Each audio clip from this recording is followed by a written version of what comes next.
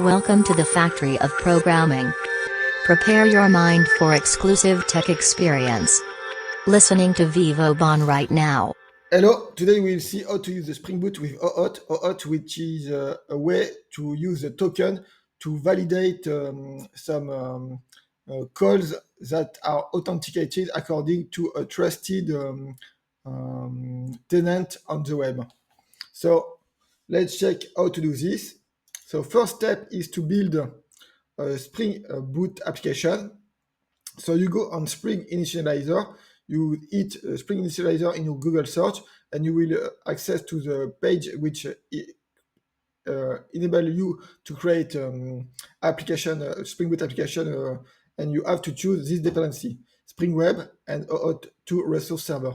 This is this dependency which will allow you to validate the token that you will send with your query on your endpoint. Because the goal of the application is to be able to protect one of your endpoint according to a token that the user which want to access your endpoint should have. So if the user don't have the token, valid token, it can't access your endpoint.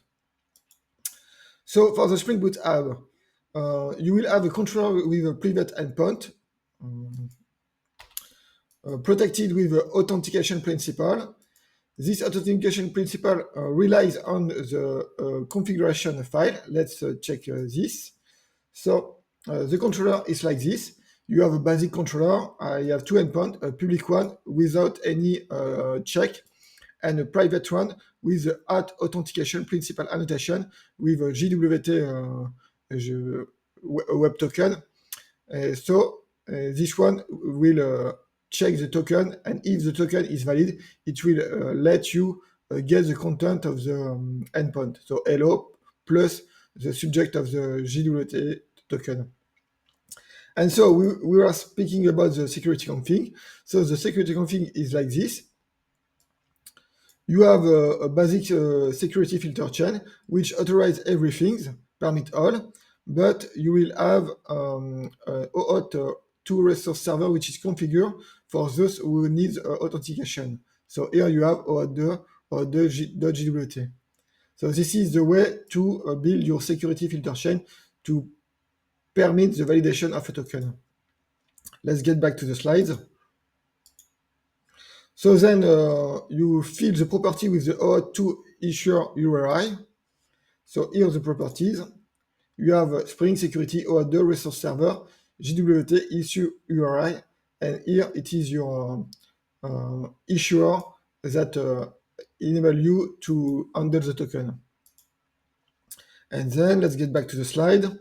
You compile and you run. I already compiled with Maven, you know. You do this, a clean install, you double click on it, then your application is compiled, and then you run it with the little button here. Okay.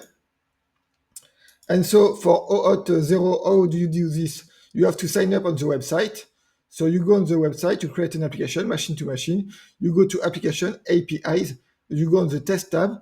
There is a curl request to copy to create a token. And once you got the token, you use it to make your call. So I have this, this application here. This one is a public one. If we check the body and the header, there is nothing. The body, it's normal, it is a getter, but in the header, there is nothing. And the authorization, there is nothing too. I just click it, launch the query, and you got hello from public. And for the private one, you got in the header this one, and there is a mirror with the token that was generated from the dashboard, not from the query that was given from the curl from the dashboard of the Auth0.com. So I hit this one, and you see here we got the answer hello plus the subject of the JWT.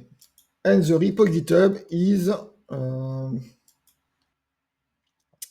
okay. So thank you very much, and maybe see you in another video. Bye.